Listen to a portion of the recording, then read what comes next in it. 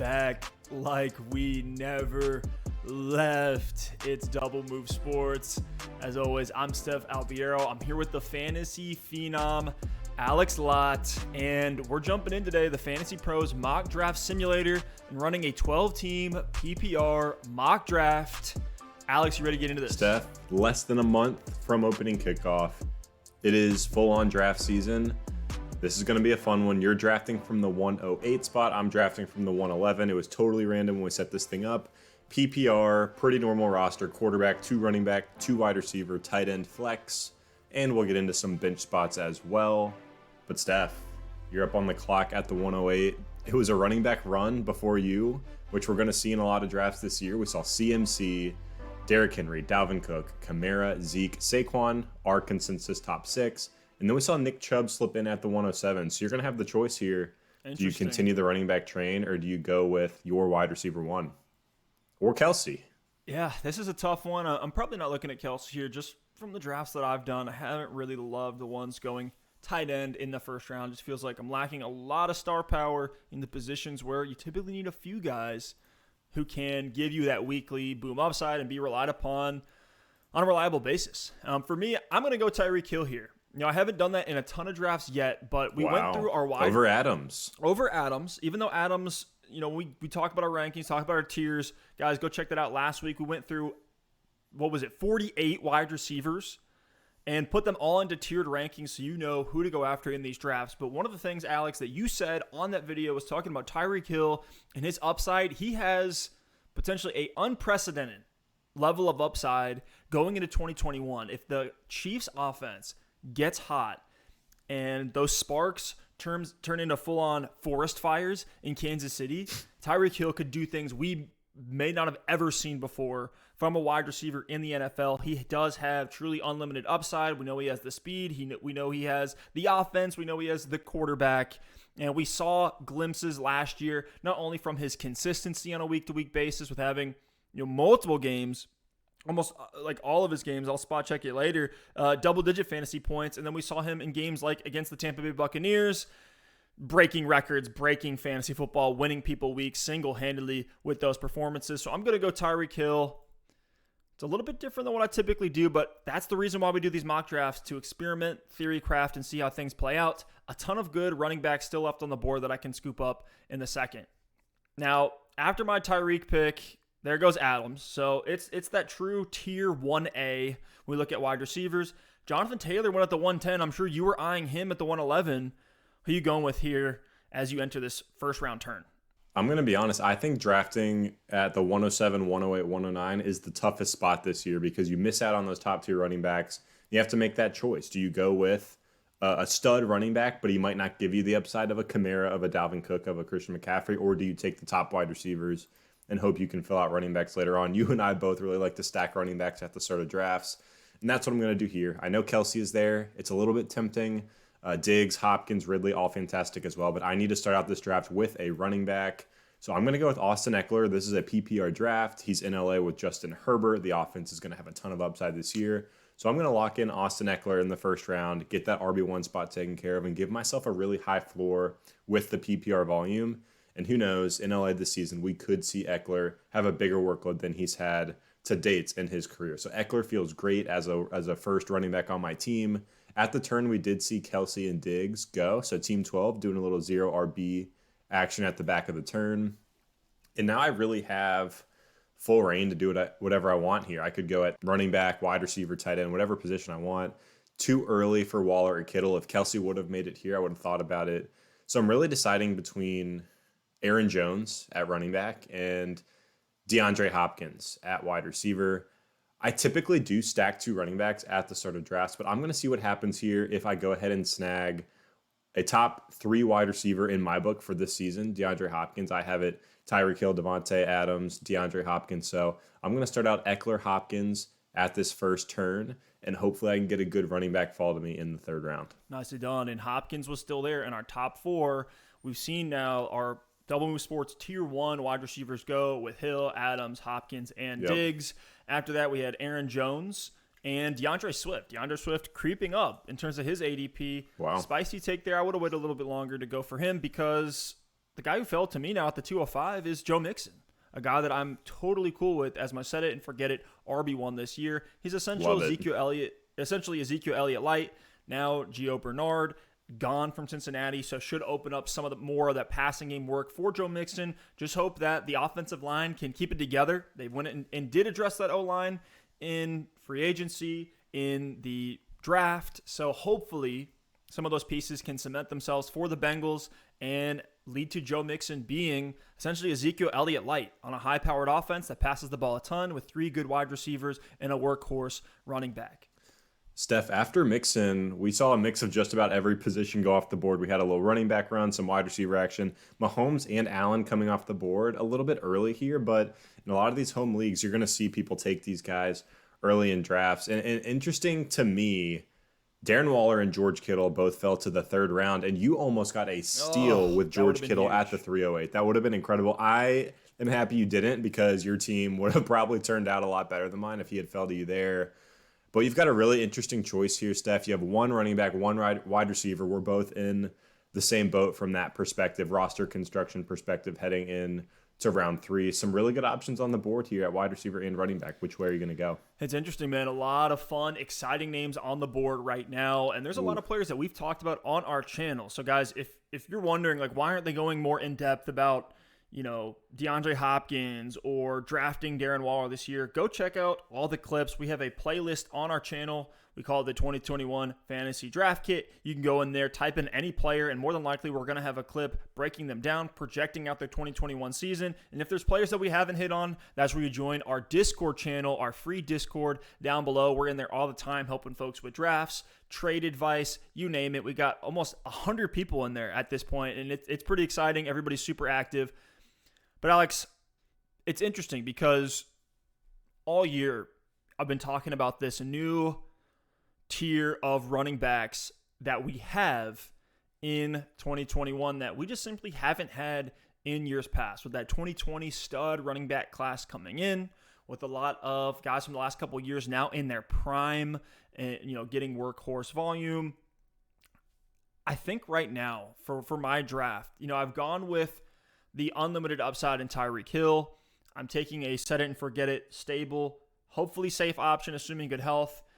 Running back in Joe Mixon. I think I'm going to go for another upside shot here at wide receiver, but a guy that I think is very safe as well. And he comes from another one of these offenses that we expect to be high scoring, we expect to be high volume, and a guy that I haven't taken a lot of places because I've usually gone with Amari Cooper over him, but I just can't stop myself from drafting Ceedee Lamb right now. You know, wow. And we broke this down, the discrepancy between these two Cowboys wide receivers on our last episode. We just believe that, look, Lamb is the new hotness. Amari Cooper is the proven commodity. Who do you want to go with? And for this draft, where we're at right now, I know this whole tier of running backs from Josh Jacobs, Miles Sanders, J.K. Dobbins, Myles Gaskin, even Chris Carson, one of those guys is probably going to fall to me after this, end of the 3rd round, beginning of the 4th round. So I'll bank on one of those guys falling and go ahead and snag Ceedee Lamb here. And give me that upside stack at wide receiver of Ceedee Lamb and Tyreek Hill. That feels great. That is fantastic, and it's fun. I mean, 2 of the most electric players in the league for your roster here. And it's going to be interesting when it gets to me because I look at this board and I see names I like. I see Allen Robinson, who we talked about as a really safe wide receiver 1 or wide receiver 2. And if I have him with DeAndre Hopkins, that would be fantastic. And then I'm also looking at the running back spot. I have Austin Ekeler as my 1. You mentioned, some of the names on the board: Carson, Dobbins, Sanders, Jacobs. To me, there is a tier break after Chris Carson and J.K. Dobbins before it gets to Miles Sanders and Josh Jacobs. Don't mind those guys as my running back 2 if I have upside elsewhere, but I definitely would prefer Carson or Dobbins. So I'm really hoping one of those 2 guys will fall to me, and there they are. After Ceedee Lamb went Allen Robinson and Mike Evans. So now I'm on the board, and I'm going to go with J.K. Dobbins. And nice. He's someone I'm not really comfortable with as my 1 because we don't know about the volume. We're uncertain about the receiving work he's going to get. But we do know he's going to be efficient on one of the best, if not the best, rushing offense in the NFL. He's coming into year 2.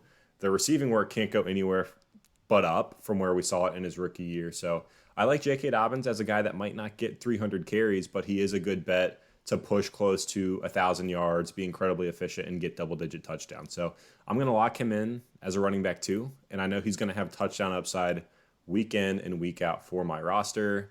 And on the turn, we saw Robert Woods and Miles Sanders go. So now I'm back on the clock. Ooh. So I could go Chris Carson. I could go Chris Carson is there. Very appealing at the 402. And stack a third running back, but I'm not going to because there's a player I love on the board.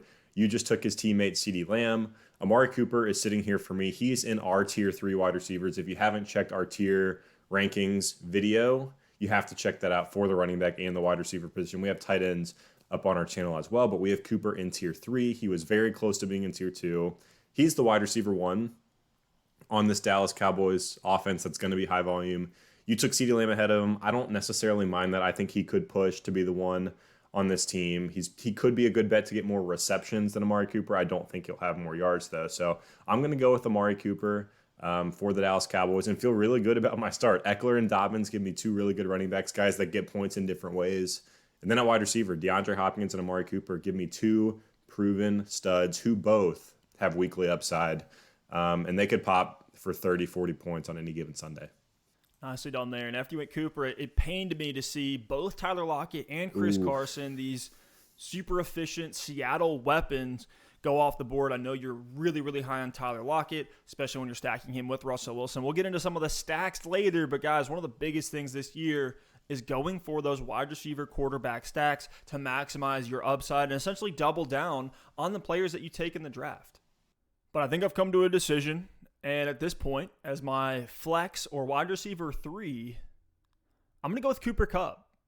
I have a lot of faith in Matt Stafford. We've talked about him a ton on this channel. We've talked about the Rams offense a ton on this channel. It sucks that Cam Akers went down, but if anything, that should just contribute to even more volume for these wide receivers, for Robert Woods, for Cooper Kupp. I am firmly in the Robert Woods over Kupp camp, but I think Kupp not only has shown that he can be relied upon as a safety valve in an offense, but also as a red zone touchdown scorer and a playmaker. And when you look at the average depth of target that Matt Stafford's been able to deliver for his wide receivers over the last 10 years, all of these Rams weapons now have a new unlocked level of upside they just never had with Jared Goff. So I'm excited for Cooper Kupp and honestly the entire Rams team this year. So I'm going to lock him in as a fantastic flex option. And he's firmly in this tier with Godwin, with Julio, even DJ Moore, Adam Thielen. All those guys just went off the board. We saw Darrell Henderson go back in the 4th round very, very early, in my opinion. Very likely that the Rams could bring in another running back, and we haven't really seen Darrell Henderson take the baton and run with it, even when Akers went down last year. Yeah, Steph, I got to say, Tyreek Hill, Ceedee Lamb, and Cooper Kupp is an absolutely devastating lineup to be up against at the wide receiver spot on any given week. You only have Joe Mixon at running back. We saw a couple more guys go off the board, so I'm interested to see how you're going to address that running back spot. I will say I'm a little bummed to see Kyler Murray go off the board. I was hoping he would fall to me in the back of the 5th, early 6th. It didn't quite happen. But you did start a little bit of a wide receiver run there with the Cooper Kupp pick. So there are some interesting names on the board for you at running back. Lamar Jackson's there as well. We still have TJ Hawkinson in that tier 2 of tight end. And it looks like you locked in a pick. And I had to make the decision. Yeah, so the clock was winding down. I went ahead and it essentially forced my hand, right? Getting these 3 stud wide receivers, all of these guys, Hill, Lamb, Kupp, could all finish as top 12 wide receivers this year.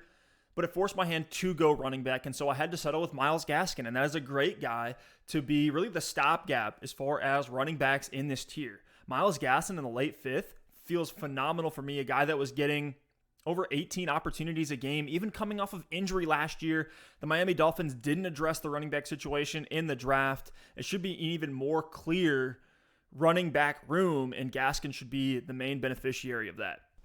So with this next pick, I'm going to try something a little bit interesting. I'm going to try something interesting. It's a mock draft. This is why you mock draft, to see how your team's going to turn out. I've said in the past, leading up to this, in this draft season, if TJ Hawkinson, Mark Andrews, or Kyle Pitts are there in the 6th round, I'm taking them. If Kyler Murray or Lamar Jackson are there in the 6th round, I'm taking them. Now, Pitts and Andrews are gone. Kyler and Lamar are gone. But Hawkinson is still there at tight end. And I'm at the 5'11 here. And Dak Prescott is still there at quarterback. And I do have Amari Cooper on my roster, so that would be a really, really fun, a really, really nice stack, a Dallas Cowboy stack with Amari Cooper and Dak Prescott. I would like to get both here, one at the back of the fifth, one early sixth. So I'm actually going to go ahead and take Dak Prescott first. Oh. Team 12, who's drafting after me, already has Travis Kelce. So I'm going to assume they're not going to double up on tight ends.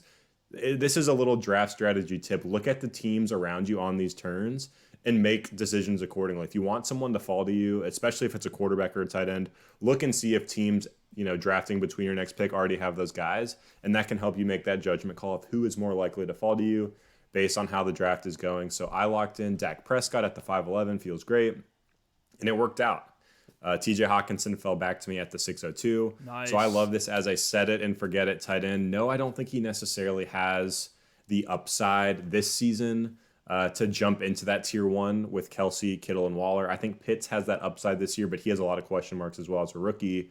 But what I'm getting in Hawkinson is just a volume play. He likely will lead the Lions in targets. I think he could be the highest targeted tight end in the league. He could see 120 plus targets this season. He should give me a solid weekly floor, especially in PPR leagues. And I don't have to worry about the tight end spot for the rest of the season, of course, barring injury. With TJ Hawkinson. So I'm going to lock it in and feel really, really good about my quarterback spot and my tight end spot. And for the rest of this draft, I can worry about filling out depth on the rest of my roster at running back and at wide receiver to fill out my flex and my bench. Man, you're killing me here, man. I was eyeing Dak Prescott for the 605 pick. I thought the 508 would have been too early.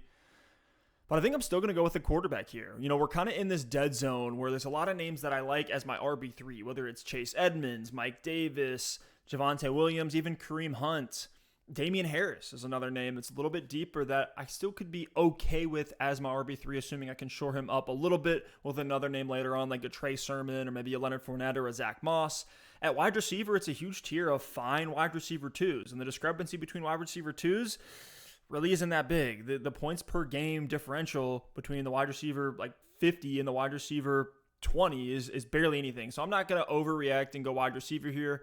And I already have 3 stud wide receivers. So in this dead zone where I don't see a clear option, I'm going to go ahead and just shore up the quarterback position. I'm probably going to end up circling around on a Justin Fields, maybe a Trevor Lawrence or a Trey Lance later on to go out and give me that upside. Maybe even a Jalen Hurts if he slips into the 9th round. But I'm going to go ahead and shore up that position, especially with Russell Wilson being the last one in the firm at QB1 tier. Steph, so after the Russell Wilson pick, we'll recap. We had Robbie Anderson, Tom Brady, early for Tom Brady in the 6th round, but I think he is going to have a good season, but still a little early for my taste. Tom Brady, Juju, Kareem Hunt, Tyler Higbee, and Dallas Goedert at the back of the 6th. Just don't do that in your league. If you miss out on tier 1 or tier 2, wait on the tight end position. And then Chase Claypool rounds out the 6th round. In the 7th, I guess these teams are scrambling for quarterbacks because they're flying off the board. We saw Stafford, Hurts, and Tannehill go, followed by a receiver run. Cortland Sutton, Jerry Jeudy back-to-back in the 7th. Then Devontae Smith and Tyler Boyd. So, Steph, you're back at the 708. You've got almost your entire starting lineup filled out. You've got 3 wide receivers, 2 running backs, and a quarterback. Where are you going with the 708? Yeah, so this plays perfectly into the point I made earlier about this new tier of running backs that exists. And I would have been fine here with Javonte Williams. Luckily, Chase Edmonds made it back to me, and that's a guy that I'm going to smash on here in this 7th round. Chase Edmonds is a guy that's been very efficient with his touches. Last year was top 10 in yards per touch. Also plays a lot in the slot. We know his opportunity as a receiver is going to be there. Maybe Rondale Moore, rookie coming in to the Arizona Cardinals, will impact some of that short passing game volume. But Chase Edmonds at this point should continue to see a higher utilization because James Conner is the only other guy in that backfield that he has to compete with to be the clear RB1 or at least the 1A. And James Conner doesn't scare me at all. The guy is probably not going to play a full season. He hasn't shown much explosiveness. If he's going to take those low-calorie between the tackles touches, between the 20s, that's fine. James Conner can have all of those as long as Chase Edmonds is the one being an electric playmaker and getting more utilization. He was a fine RB2 last year. I'm expecting things to get better essentially everywhere for Chase Edmonds, and especially if James Conner goes down, he's going to be the guy. Yeah, you sniped my pick. That's who I would have gone with if he would have fell to me at the back of the 7th. But I went with the other guy you were considering, Javonte Williams at the 7-11. He shows in my flex spot, if I'm looking at my roster, because I don't have a third wide receiver yet. But he's someone I'm going to stash on my bench early in the season. He's a second-round running back that the Broncos traded up to get. He's a very, very talented college prospect. We hit on him a ton in the offseason when we went through a lot of dynasty content. He can get it done on the ground. He can get it done in the receiving game as well. So I'm going to wait and see with Javonte Williams. I have Ekeler and Dobbins, so I can let Javonte get ramped up, get more of the share in this backfield that he's splitting with Melvin Gordon, and see what I have there. And hopefully in the back half of the season, he can break out for me and give me a really strong run to take me to a title. So now I'm at the 802, and I'm going to go back to the wide receiver spot, and I'm going Laviska Shenault. Oh. He is someone who I know you've been all over. You actually got me on the Laviska Shenault train initially, and I just absolutely love the outlook for Shenault. Second-round draft capital last season as a rookie, showed a lot of flashes. He's an incredibly talented athletic player. Now in Jacksonville, he gets Trevor Lawrence, could be one of the best draft prospects we've had in a very long time. We'll see, but he's just about as sure of a thing at the quarterback position as they come. We'll see how the rookie growing pains are in 2021, but this should be a high-volume offense again in 2021. They pass the ball a ton, top 10 in the league in pass attempts with Gardner Minshew, Jake Luton, Mike Glennon last season. So now give him T-Law, give him another bad defense, give him weapons to throw to, and I think Trevor Lawrence, Laviska Shenault, and this Jacksonville offense could actually be a little bit more exciting than we give him credit for. So I feel great about Laviska as my wide receiver 3, and he's a little bit of a sleeper for me, so I'm glad I have him on my roster. Yeah, man, he has A.J. Brown's size, and a lot of people don't see him that way just because of last year on a tanking Jaguars team, what he was able to do. But here in the 8th round, another safe bet, but also has some upside with Antonio Brown. We could see the Buccaneers be one of the best offenses of all time this season. Like, that is totally in the range of outcomes for Tom Brady's potentially last season. It feels like we've said that for the last decade, but it could be. And what we saw from Antonio Brown last year was him out-targeting Mike Evans and Chris Godwin when all three were on the field. I know Evans and Godwin were dealing with some injuries at times, so I don't expect that to be the case, but there is also a non-zero chance that AB is the guy in Tampa Bay. And we saw Tom Brady force-feeding AB at times last season. I hope for that to continue and take Antonio Brown as a very safe flex option, a guy that I know probably won't bust unless he just goes psycho again and gets kicked out of the league. Yeah, Steph, I love the AB pick. I was considering him when I took Laviska, and we've been hyping him up all offseason as well. We know what he's done in his career. We're not totally sure if he's really lost that much yet. We know last season in the 8 games we saw from him in the regular season, he looked good. He looked good in the playoffs. No, he wasn't like the fully explosive AB of old, but we have to remember he came in mid-season, was trying to get acclimated to this offense on the fly. So now with a full offseason with Tom Brady, a guy that really likes Antonio Brown, there's a non-zero chance. I'm not projecting this. I'm not calling it likely, but there's a possibility that AB leads this Buccaneers wide receiving group in targets, receptions, or yards. Like, he could easily come out on top in any of those categories. So it's going to be really interesting to see what we get from Antonio Brown this season, and you can get him 3-4 rounds later than Chris Godwin or Mike Evans. But really quickly, let me recap the picks that went after Antonio Brown. We had Fournette, Jarvis Landry, and then we saw this late running back tier start to fly off the board. Raheem Mostert, Michael Carter, Damian Harris, Ronald Jones, Melvin Gordon. This is like the zero RB wasteland. This is why you don't go zero RB.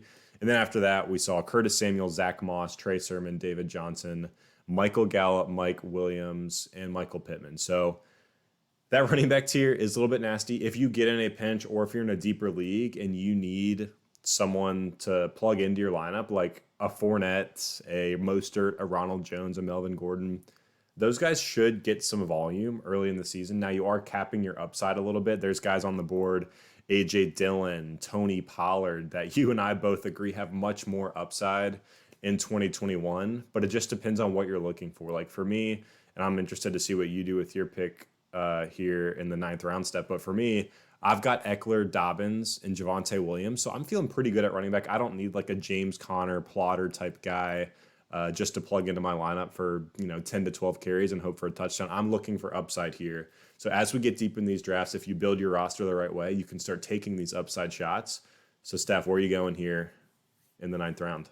Yeah, this is brutal, man. I was hoping to get one of the guys, whether it was a Trey Sermon, a Zach Moss, a Michael Carter, a Leonard Fournette. Yeah. Damian Harris would have been the smash play at the 908, but all of those guys got scooped up. So now I'm in a tough position because I want to try to shore up that running back core, but I don't want to totally abandon all the other positions on my roster. Noah Fant here is interesting, but at this point, I'd rather just wait and take a deep shot on someone else. So I'm going to go with a guy, an upside shot, but a guy I'm really excited about in Marvin Jones. Now, I know the initial reaction is, hey, DJ Chark is there. Isn't he going to be the one?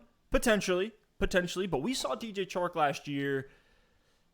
It was scary. He was not looking like the DJ Chark that we saw with Gardner Minshew. And honestly, without Gardner Minshew, I have a lot of question marks about DJ Chark, especially when you have the team's offensive coordinator and Darrell Bevel go out and actually sign a receiver that he worked with in Detroit in Marvin Jones.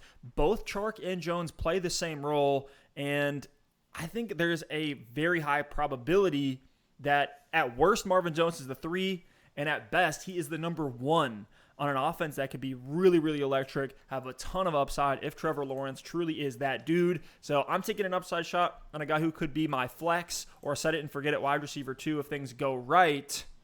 But Alex, who are you going with at the 9-11 with 2 rookies, Elijah Moore and Jalen Waddle, going off the board right after me? I'm going to go ahead and lock in A.J. Dillon. And we just hit that, late running back pocket with the Mostert, Michael Carter, Damian Harris tier. That's the perfect tier if you, like I said, if you faded running back early in drafts. And like Steph, you could argue you faded RB. I mean, Gaskin and Edmonds isn't super, super strong as your RB2 option. So getting a guy in that tier that is going to get volume would have been incredibly valuable for you here. But on my team, looking at Austin Ekeler, J.K. Dobbins, those are 2 guys I'm going to have pretty much locked and loaded every single week.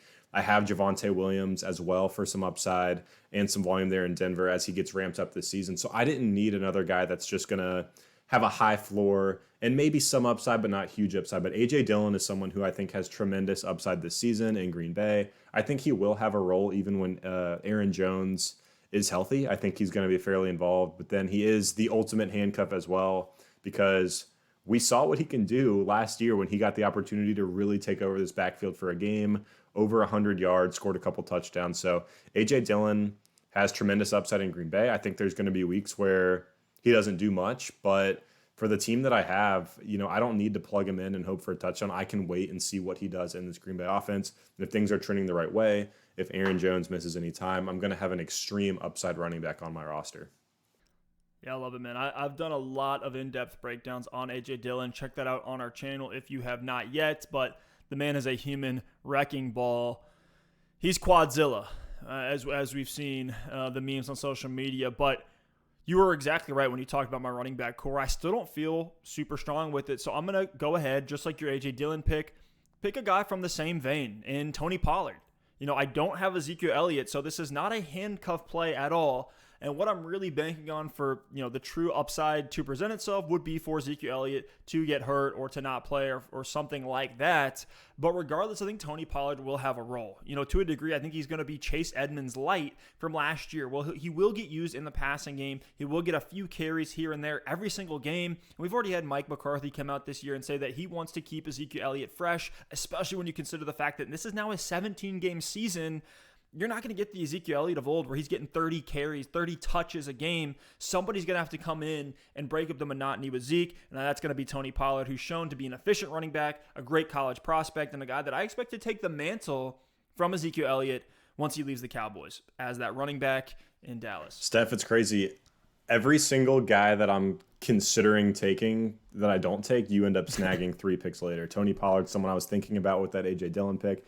And I have to say, my Darnell Mooney pick got completely left in the dust. What the heck, man? After A.J. Dillon, I was able to grab Darnell Mooney on the turn. He's just an upside shot in Chicago. We saw a lot of flashes from him last season and had very, very inaccurate and subpar quarterback play. So with Andy Dalton perceived as the starter going into the season, obviously Justin Fields taking over sooner rather than later. Darnell Mooney is just an upside shot wide receiver that you and I both loved. So to get him as my wide receiver 4 on this roster, just more upside on my bench to see who hits, feels fantastic in the 10th round. But Steph, after Pollard, we did see guys like Robert Tonyan, Hollywood Brown, Russell Gage, and Gabe Davis go. But outside of that, it was scooping up these handcuff running backs, these deep running backs. We saw Drake, McKissick, James Conner, Singletary, Latavius Murray, Gus Edwards, Phillip Lindsay, James White, Alexander Madison, and Tariq Cohen. So honestly, in my opinion, when you get to this point in drafts, maybe there's one or two like sneaky sleeper names at running back, but it's such a wasteland there. I'm not going to take a running back just for the sake of it to balance my roster. I'm going to take the guys that I think have shots to hit week 1 or week 2. So I'm probably fading running back the rest of this draft with only 4 on my roster. But Steph, it's your pick. Who you got here at the 11:08? There's a ton of upside wide receivers that I like, from Rashad Bateman to Traquan Smith, even guys that have been slept on and made fun of, like Corey Davis and Henry Ruggs. Like, at this ADP, at this value, I'm totally cool to light this pick on fire and essentially have these guys buster out. But I'm actually not going to go with wide receiver because I feel like there are so many of those options, and really it is a dart throw, and I haven't even taken a tight end yet in my draft. So one of the guys that I'm going to go with, it's a true upside name, and for some they might call this a reach, but I'm going with Adam Trautman. I have to go with Trautman because Michael Thomas potentially could miss a lot of the 2021 season. He had that surgery in early June that should take 4 months to recover. So we're looking at late September by the time Michael Thomas comes back. And then even then, who knows what that offense is going to look like by then, with Kamara taking a ton of the volume, with questions at the quarterback position between Jameis Winston and Taysom Hill. I'm expecting good things from Adam Trautman this year. He showed as a rookie that he is exceptional, and he was a phenomenal college prospect as well. Had the number 1 tight end blocking grade from PFF and was super efficient with the limited target volume that he got playing behind Jared Cook last season. I'm expecting that sophomore step up from Adam Trautman this year. I might circle back on another tight end like a Mike Gesicki, but at this point, I'm going for upside. There's always going to be waiver names. Mike Gesicki's probably going to be one of them that I can circle back on and just plug and play in season. I love the Trautman pick, and you called it a reach, but we're going to look back on that, and it might be. And that's the thing. We're in, the 11th round, so it's hard to reach on someone in the 11th round. When you get to this point, you go get your guy. That's kind of what I did with Henry Ruggs. I do think this is a value, but in the 11th round, I don't need a floor play at wide receiver. I want to take the shot and see if Henry Ruggs can step it up in year 2. He was disappointing, from an overall volume perspective, from an efficiency perspective, as a rookie.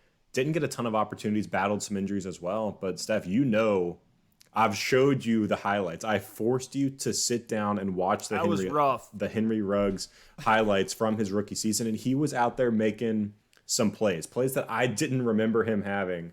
And when he was given opportunities, he was able to turn some plays, into really, really good production, make some highlight reel level catches. So Henry Ruggs, to me, it's just a shot at the 11-11. If he doesn't pan out, it is what it is, and he might be the next N'Keal Harry. But I'll take the shot on a guy who had top half of the first-round draft capital in 2020 and see if he can put it together. So I'm back on the clock here at the 12:02, and I know I have TJ Hawkinson, but I'm willing to take a shot on a sleeper tight end late in drafts.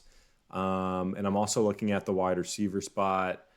I'm going to go with Corey Davis. And Corey Davis is actually someone I haven't found myself drafting a ton, someone I haven't had myself thinking about a ton. I haven't been that excited for Corey Davis. But I will say it's just another sleeper name for my roster. They have a rookie quarterback in Zach Wilson. Who knows what he's going to do? I know we all liked Trey Lance and Justin Fields better coming into the draft, but if Zach Wilson's able to piece some games together, who knows? Maybe he's the Justin Herbert of this season. And I don't mean that he's going to be Justin Herbert from a production standpoint, but last year it was all about Burrow, it was all about Tua, and Herbert was the one that wasn't a good prospect and was forgotten about from most circles and was written off to be a bust. He ended up being the best of the group. Not saying that's going to be Zach Wilson, but number 2 overall pick, we have to say that's in the range of outcomes. If he comes out hot and Corey Davis is the number 1 in New York, there's a chance he can give me some production on my roster. So I'm just going to take another flyer at the wide receiver spot here in the 12th round. Nice. And if you're taking flyer on wide receiver, I'll take flyer on QB. It doesn't even really feel like a flyer, though, in Trevor Lawrence because he's going to be as safe as they come, the clear 101, the best prospect since Andrew Luck. All these terms that we could throw out on Trevor Lawrence. Look, we know he can rush. We know he's prolific and efficient as a passer. Let's hope that Urban Meyer can bring this all together and create a system that will allow Trevor Lawrence to produce. It feels like they're going to do everything they possibly need to in Jacksonville to help T-Law put up some numbers. And even though the schedule can be a little bit rough at times for Jacksonville this year, I still have a lot of faith in Trevor Lawrence, and if he does end up being that dude, either I can play him over Russell Wilson, or I can send Russell Wilson or Trevor Lawrence away and shore up this running back core that I still feel kind of iffy about. Last year, I was able to move guys like Cam Newton and Deshaun Watson and go get names like David Johnson and Melvin Gordon just to shore up that running back core, especially in like 14-team leagues, really deep leagues where everyone goes running back. Oh, yeah.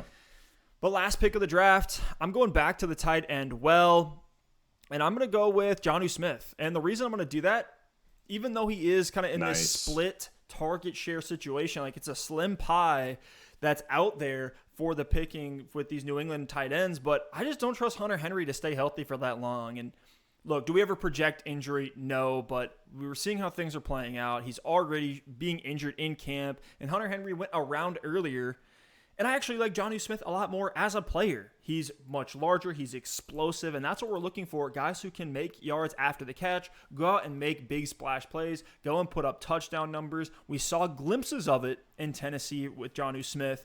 Hopefully in New England with Mac Jones coming in, that'll create a whole new offensive scheme that'll get Jonnu Smith the ball, hopefully early and often, because he doesn't have much to compete with. If we're talking about the wide receivers, it's Nelson Aguilar, N'Keal Harry, Jacoby Myers. It doesn't scare me that much if I'm Jonnu Smith. Yeah, I love both of those picks, the Trevor Lawrence pick and the Jonnu Smith pick. Steph, I'm finishing out my draft with Justin Fields at the 13-11. Similar to you, I already have Dak at quarterback. But Justin Fields, I can wait and see what I have, stash him on my bench for the first couple weeks, because if you don't draft Justin Fields, the second he becomes the starter, you're going to have to blow all your waiver dollars on him. So rather than take a flyer on my fifth wide receiver on my bench, I'd rather scoop up Fields, hope that he gets in there as the starter week 2, week 3, maybe week 4 at the latest before I'm willing to cut him loose, and just see what you have. Because if he gets the starting job early in the season and he puts on a show similar to what we've seen from guys like Justin Herbert, guys like Jalen Hurts, in prior years, you could either A, ship off Dak Prescott and get a really good value on that, or B, send off Justin Fields himself and get some really good value to fill out your roster as you're getting into the season, filling in for bye weeks, filling in for injuries, things like that. So I'm going to take the flyer on Fields at the 13-11 to wrap up my draft. Nice, man. Now let's go through these rosters and kind of pick them apart. You know, every time we do one of these mocks, we see things that we could have or should have done differently. And the one takeaway, and I'm actually really glad it happened, that way we can talk through it, because I think this is valuable for everyone to see. I really regret that Ceedee Lamb pick. You know, I'm glad to have Ceedee Lamb on my roster, but I lost this whole tier of running backs that I really, really like with J.K. Dobbins, Miles Sanders, and Chris Carson. The fact that I didn't get one of those three at the 308 and instead went with Ceedee Lamb, it's like, yes, I got that safety, but I really, really hurt my RB2 spot. And if Joe Mixon doesn't produce this year, let's say he gets hurt again, my roster's not going to be looking pretty, at least when we look at my running back group. So that's probably the one thing that I would change. I feel really happy with the values that I got on Russell Wilson, Myles Gaskin, even Chase Edmonds and some of the other names there, Tony Pollard, Adam Troutman as these late upside pieces, even Trevor Lawrence and Jonnu Smith as well. Feels really, really good, but I would have changed that Ceedee Lamb pick if I had to change something. Alex, how about you? Yeah, there's a couple things for mine, but it really just comes down to not having a crystal ball in your draft. At the time, I felt like I was getting a great value on Dak Prescott. I have the stack with Amari Cooper. But if I would have known that Trevor Lawrence was going to be available in the 12th round, Matt Ryan was going to be available in the 13th round, Justin Fields, Kirk Cousins, like I would have much rather helped myself out at wide receiver earlier in the draft when I picked Dak Prescott in the 5th round. Still some really valuable names on the board. And just taken an upside guy with a proven veteran late. Like we've talked about it a ton. You pair a Trevor Lawrence with a Kirk Cousins. You pair a Justin Fields with a Matt Ryan. So if I would have known that the quarterback values were going to be there late in drafts, I might have gone that route. But I will say most of the time they're at least going to be available in the 10th or 11th. So I should have known that coming in. And then the only other thing I think I'd fix about my team is I took Hopkins at the 202, ended up with Dobbins at the 311.